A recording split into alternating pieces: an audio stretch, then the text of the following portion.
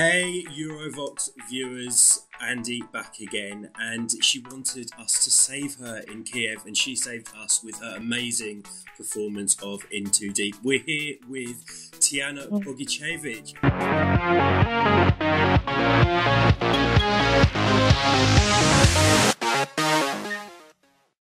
Hello Tijana, how are you?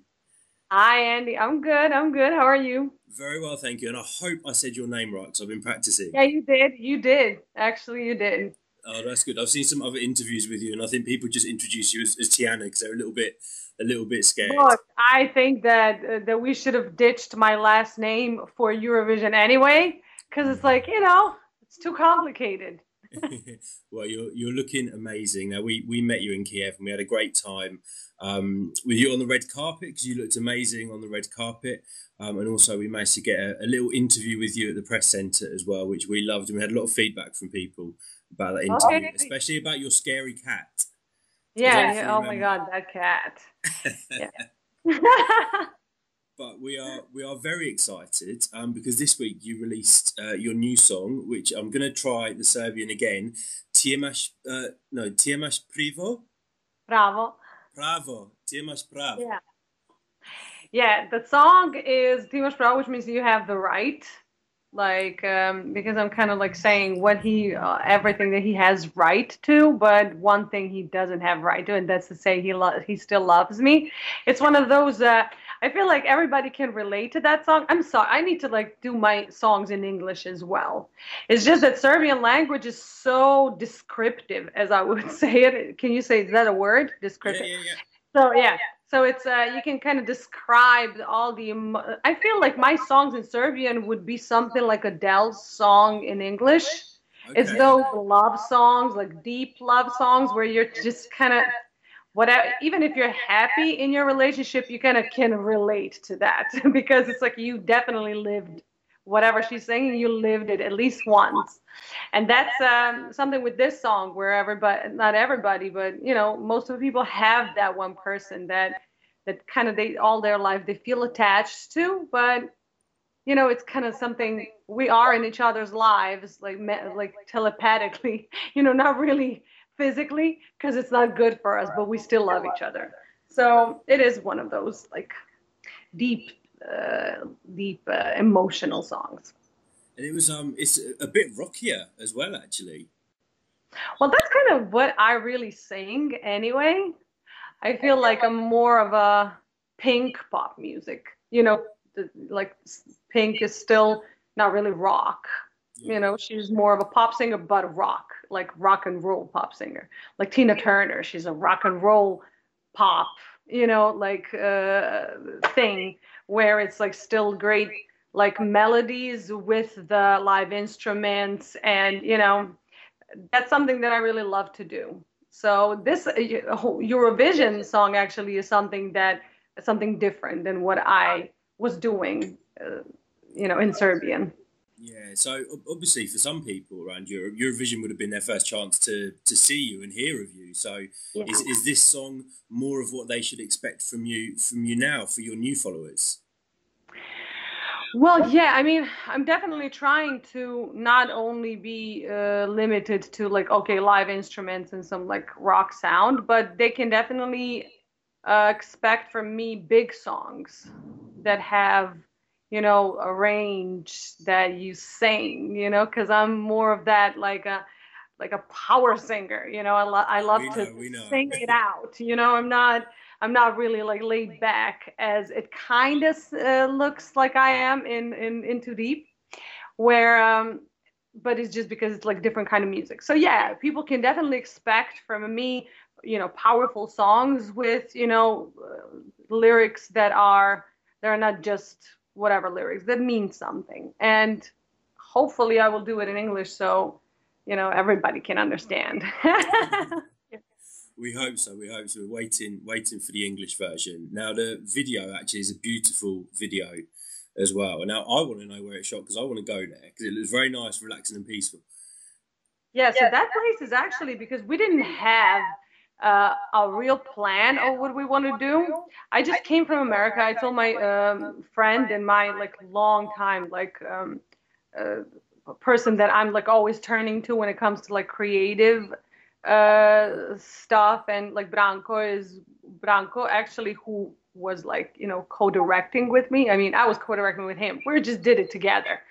And that video, if you watched my YouTube covers from like, you know, years before, he's the guitar player that's always there. So it was always like something I was doing with him.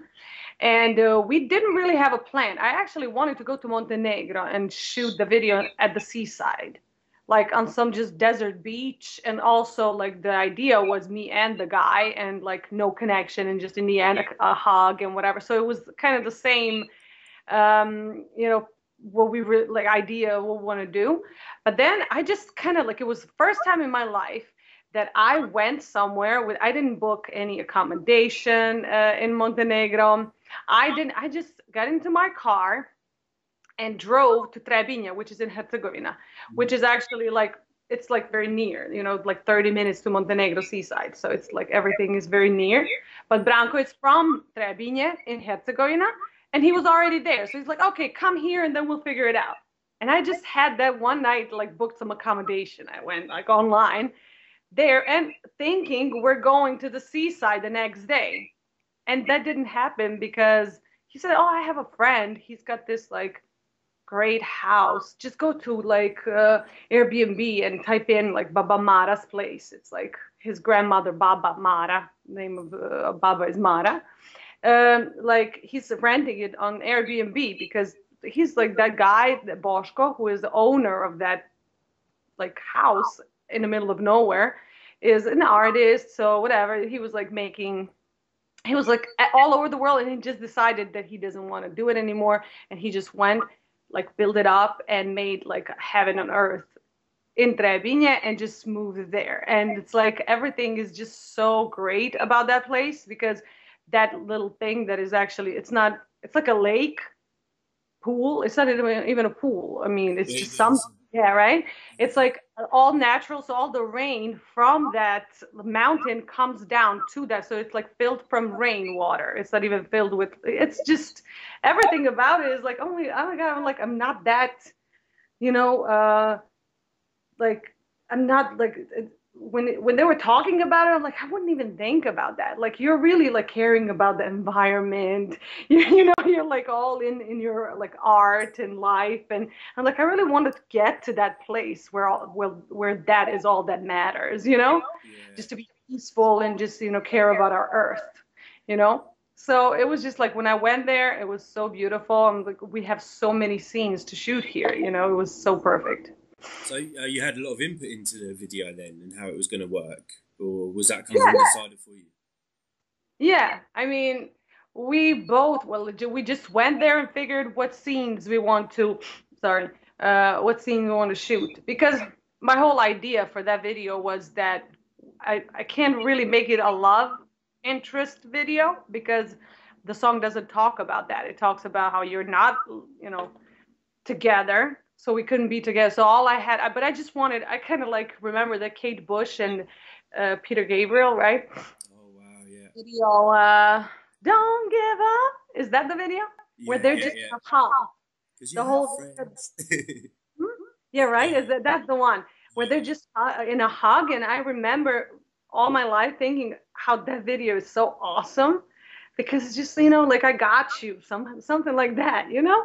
And that's how I was like, I just want to end it with the hug, you know, not like a sexual hug, not, you know, and I didn't want anything sexual, even though Vladimir is very handsome. So it kind of looks a little sexual, but then that wasn't the point. I mean, yeah, I like the video. I like what we did. We're not like professionals in it, even though, of course, we had a crew that are professionals who really shot all that. It's not like we did it with our camera. But, you know, it turned out well. Well, you've said his name. We were going to ask, could you not have found someone better looking for the video?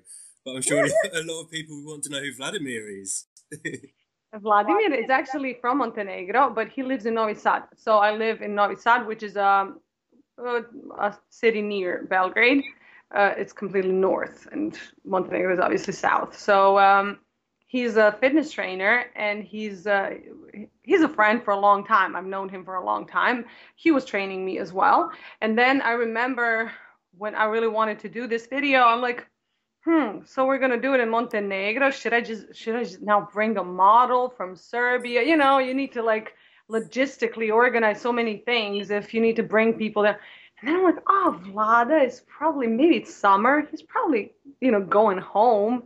He has to. And I just called him. I'm like, are you gonna be in like home at the seaside next week? He's like, yeah, I'm leaving on Sunday. I'm like, perfect. You're going to be in my video. He's like, no problem. Anything for you. And then, yeah, he was really a good choice. He was, and we thank you for that. Thank you. Yeah. I'll look forward this interview to him. Yeah. So the new song's already had some great feedback on YouTube. We've been following some of the comments that you've had. Are we going to see an album from you soon? I mean, what's in the pipeline? Yeah, the album is gonna be out in November, or probably end of November. That's what I've been preparing for a long time, and it's gonna even too long. But yeah, it's almost done. It's very complicated now that I live in America, and things really took off in Serbia. So I kind of need to be back to Serbia a lot, which is not a problem, of course, because you know, I can kind of make it work. It's just that this video has great feedback, like a comment are almost all positive, which I'm very happy. And anything negative is not directed to the song or the video. Really, it's directed maybe to me, like, oh, she's so ugly, or she doesn't, like, not has no charisma or whatever. But yeah. But I'm just like always, I don't know why, but to me, music is so important that I would probably be like completely crushed if someone said, oh, this song is stupid. If they say that I'm ugly, I'm like, okay, I mean, we're not, you know, not anyone, like they say that someone says that Beyonce is ugly. So why wouldn't they say that I am? I'm not really, you know, stressed about that. But feedback is positive, but of course I need to be there in order to promote it. So I'm leaving in like 20 days. I'm going to Serbia. I'm gonna, you know, promote it on TV, on like wherever I can. Of course, do some live performances because that's also very important. And then prepare everything for the album. November, December, another single. Yeah, I'm on it. We can't wait to hear more of that voice, because we thought you were amazing. We'll rewind back to Kiev now, shall we? So we thought you were amazing in Kiev. Your performance was great. We loved the water, kind of, you know, on the floor. It really added like a whole new dimension to the song. But how was the overall experience for you? Because we know you tried to get to Eurovision a couple of times before, and obviously you were a backing singer for Nina. Yeah, in 2011. Yeah, Nina just got married the other day, actually. Really? My friend that she was with since then. So, you know, see how all that goes. Never mind. That's just, I just saw it on Facebook, so I'm putting it out there if someone there is Nina's fan, which I'm sure there are. Yeah, overall experience. It's just an opportunity that is, I'm always grateful for opportunities. I feel like not every opportunity you can completely use in your, like, you know, favor completely, but just that you were given some opportunity is a big thing, because people are not even given opportunities. So just to make that clear, that I am more than happy and proud to have represented Serbia. I was definitely not happy that we didn't go through to the finals, but I understood, because it's just everything was so weird. I think that it didn't really help that our composer was like composing songs for 2 more acts. You know, it's kind of like something that you don't feel like you have everyone on your side. Overall, I didn't feel like I had support that I maybe needed to, like, you know, really shine. So it was all more of some like whirlpool. How, like, I mean, like, it was, you know, I was just always in some, you know, I didn't know really how to use this opportunity in my, like, the best I can, because I know that I can shine and I know that I can do everything, you know, great, but not everything depends on you, on me. And that's why, you know, maybe, yeah, now if I would go again, I would do some things differently. But because it's not only those 3 minutes. Eurovision is not anymore only those 3 minutes, and that's what everybody needs to understand. It's ever since, like, I didn't really have bloggers even on my side in the beginning, like when the song dropped, like first when we put our song out. So, you know, there were so many negative comments. There were so many like, this is not good. This is bad. This is bullshit. This is like, someone was like, oh, this is great. But then, like, overall was like, it's not really. So it was already marked as meh.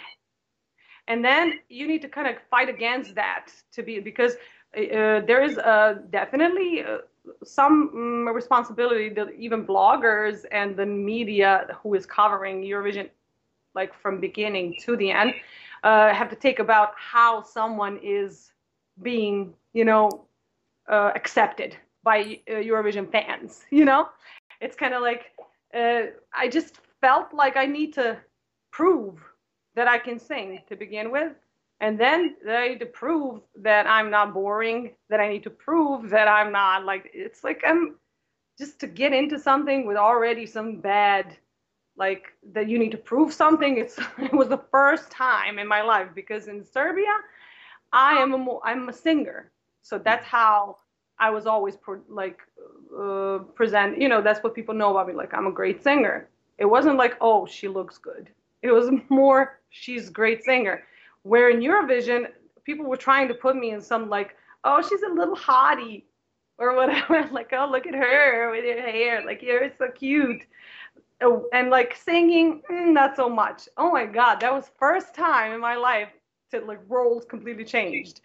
So like overall, I felt like it was just always proving something. And those parties where my song is like, you don't have good, like, you don't have technical like, only in Amsterdam there was like a good like sound with your click in your in-ears, because my song is like, there's a lot of free falling, like where you need to be right on point, right on time. And if you don't have the click that will keep you, you know, counting, then you fall out of rhythm. And that was something that was happening to me in Israel, in Madrid. Like, I was like, I don't even know what to do with this song anymore. You know, I mean, it's a good song. I loved it. Like when I first heard it, I'm like, but maybe this wasn't a good choice for Eurovision, I guess, for me. I don't know. Like, you know, maybe it's a more of a song that you want to hear on the radio. Then for Eurovision, you need something that's gonna, you know, like be something. I don't even know. Thing is with Eurovision, I mean, Eurovision is it's a crazy world, and I bet you had a crazy couple of weeks in Kiev, and you never ever know, really. You never know what's going to be big. Exactly, you never know. You never know. Well, you see, everybody thought that this Italian, Francesco, will win, and in the end, it didn't happen. But again, it doesn't matter. For me, it doesn't matter if we go to the finals or no. I just always want to do the best job. So for me, for me, it's very important that everything is working, that, you know, that we're like a great team, that, you know, that I gave a great performance. And okay, those 3 minutes in the semifinals, it was good, but that's not the only thing that counts. Mm-hmm. So leading up to it, it wasn't so good. It was like here and there, and then like proving this, proving that. Like mentally, I was out. But again, I mean, I think I went through it quite good, because I am very positive spirit. You know, I'm not some negative person. We feel that from you. We feel that, and you came out with more fans. You know, and that's always a good thing as well. You've got more people that are going to hear your music, more people that are waiting for you to release new things. So, you know, and you did a great job and you represented your country. So you can't do any more than that. That's what I'm saying. Like Eurovision is something you get into the Eurovision family and you're there. It doesn't matter if you went to the finals or no. It's just just participating is something that counts, and I'm forever grateful for that. If I would go again, I would do some things differently. But that's how you like. I was watching McGregor and Mayweather fight the other day, and McGregor is now, I want a rematch. I want a rematch. Like I know exactly what I would do better next time. But okay, I mean, who knows? Maybe I'll get a chance. So if you did get the chance, would you do it again? I would, but only if I would be chosen on a national finals. I would not go internally pick. I mean, I think for me, that was one more thing that maybe weighed on me a little bit too much because it's always a scandal when RTS picks someone internally, which is completely legitimate. They have the right to do it. But I guess in Serbia, people care more about it maybe than in some other countries. People care about like overall public, not just Eurovision fans, but like everybody cares about Eurovision. And then someone who's going to be picked to represent them, they want to have a say in it. And that's okay.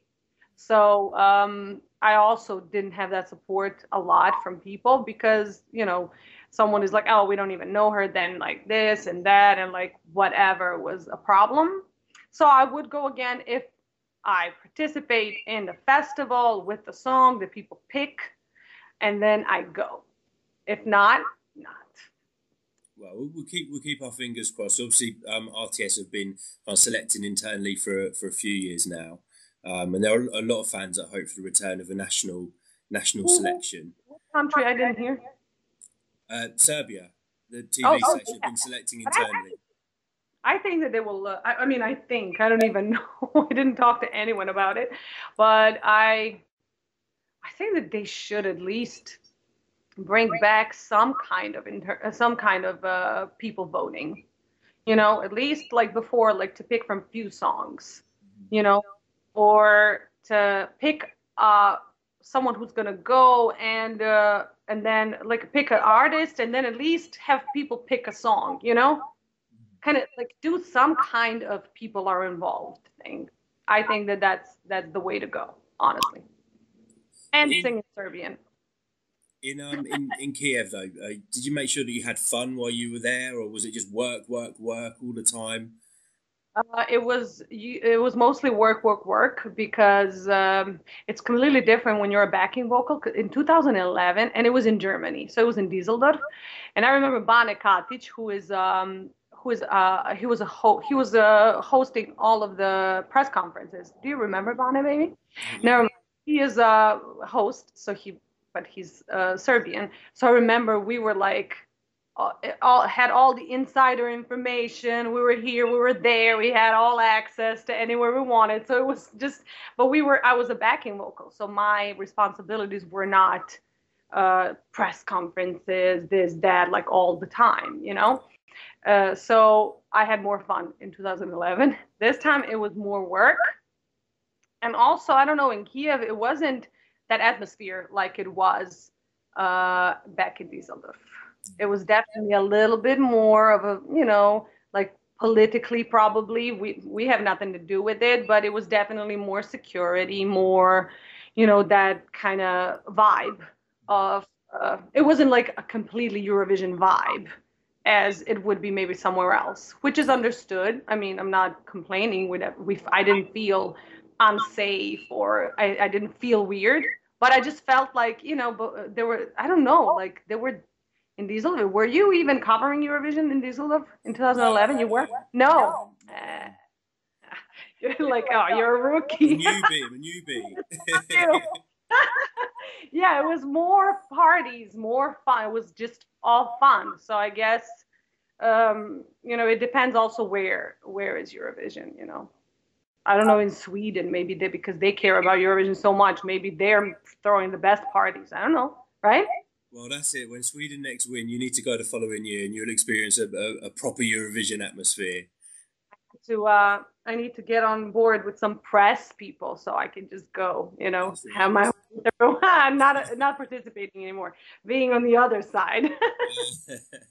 Now, you obviously got to meet a lot of the other performers from this year. Are there any that you've stayed in touch with since? Honestly, no. No. No. I have. I mean, I follow a lot of them on Instagram, and you know, liking pictures back and forth. Imri from Israel, like I always watch his stories and whatever, and like from time to time write something. So it's like him and a couple of more people, but I'm not really like really friends with anyone that I stayed. It's too bad because you know I tried, but I'm not gonna like push myself onto people. You know, I mean everybody's got their own you know thing that they're doing that they're working on, and you know I'm glad to see that people are doing good and that you know that Kasia is doing good like with her career that I see. Then Nathan also from Austria. Those are people that I follow. He's so and cute, Nathan, as well, isn't he? yeah, Nathan is like all over the place. I love him. So it's like, you know, those are. I don't like communicate with Slavko at all. I don't know. He's in UK X Factor. Yeah, so hopefully we're going to see him this weekend on our TV screens. Oh, this weekend? Okay. Yeah, I need to see that too. Waving that braid around. So did they like show? Did he like go into the next round or? We don't know yet. We think he may. We think he may have done. We think he's at least got to the boot camp stage. Okay, good. Well, we don't know officially. We don't know officially. Yeah, I'm gonna watch. I mean, I don't know if I can watch it, but it's gonna be on an internet. I mean, you know what? I support everyone. I think that it's just you know great for people to do their thing, to like you know spread themselves the most they can. You know, chase their dreams because that's what it is all about. You know, don't tame yourself. And you've done that yourself because you performed at Eurovision for your country. There's not many artists that are ever able to say they've done that. Yes, that's a huge thing. It's always been a huge thing. I mean, I already talked about it. How I was definitely a Eurovision fan ever since I was born. You know, we were watching Eurovision every year. So for me to participate, it's a huge deal. It was a huge deal. I wish we went to the finals. Well, wasn't meant to be, but we love the fact that you say that you would consider it in the future. We would love to see you back there. But Tijana, thank you so much. It's been a real pleasure to talk to you again and hear more about what you're up to. And what your future plans are. And before we go, I'm just going to say to all of our viewers, don't forget to check out our website, www.eurovoxx.net. Don't forget to follow us on Twitter and to follow Tijana too, because we know she's on there. Find us on Instagram and like our page on Facebook. And last but not least, don't forget to subscribe to our channel down there. Tijana, thank you so much. It's been a total pleasure. Andy. You look amazing still, and we can't wait to see you again. Thank you so much. Thank you. Thank you so much. See ya. Hey guys, Andy from Team Eurovoxx here. If you like the video, don't forget to give us the big thumbs up and like. Don't forget to subscribe down here. Don't forget to leave your comments and find us on Instagram, follow us on Twitter, Facebook, and check out our website, www.eurovoxx.net. Over and out guys, till next time.